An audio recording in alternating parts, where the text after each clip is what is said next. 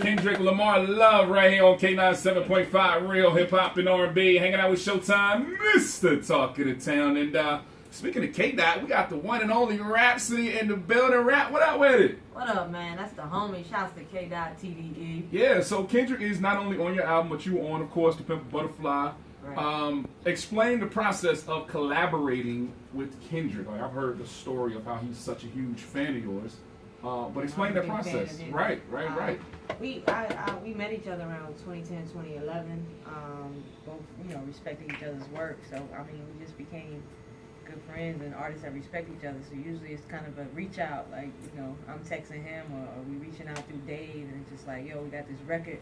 And if he rock with it, he'll get on it. If not, we wait till the next one. So that's always been our relationship. We just love making dope records together. Yeah.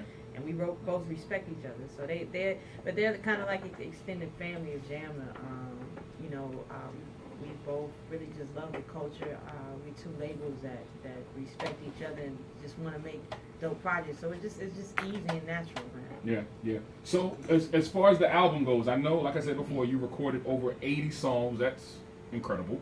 How did you narrow that down to 14? Shout out to the GOAT, Ninth Wonder. A lot of times, like, we'll record and we'll find one where it's like, okay, Ninth will say, this is it, this is sound. So once you get the sound, you can knock out maybe half of the other records. Right. And then you might have 4 songs that sound alike. So what's the best one in those 4 records? So by the time you're down to like 30 or 40 records, and that's I leave that to Ninth when you get down to that 30, 40, because leave it to me. I have 40 songs on that album. But he just has an ear, man. He's just great at sequencing projects. So. So being signed to Roc Nation, of course, that's the house that Sean Carter built. Right. What role does Jay play in your career? Well, let me say this. I'll say this, and I'm gonna say this to your face. I personally feel that you had a direct impact on the creation of 444. And I say that because I feel like the way that Jay is rhyming on 444 mimics you a lot. I've said it before, but I'm going to say it to your face. I feel like Jay is mimicking your style, your cadences a lot on 444. Hello, Mike. So how does that feel, though? Like, oh, I'm sorry, wrong question. What role does Jay play in your career? Man, thanks for the compliment. I don't really know about that. It's a fact. It's a fact. I mean, Jam the Roc Nation is a 50-50 partnership. Right.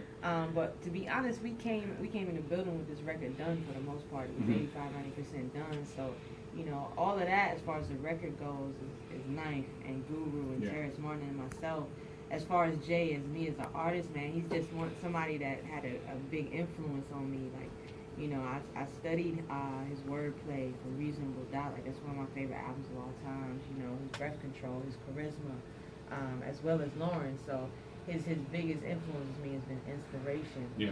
Then on the other end, with us having this partnership with Roc Nation, I think, it's dope because Jay, as an artist, building his own label, from an artist standpoint, he gets creative control and letting artists just really be themselves, where it's not about fanfare or celebrity, because he used to be me. Right. Labels used to turn him down, so he gets that, and just building an artist from the ground up and just supporting him in that way. So it's just dope to have that partnership.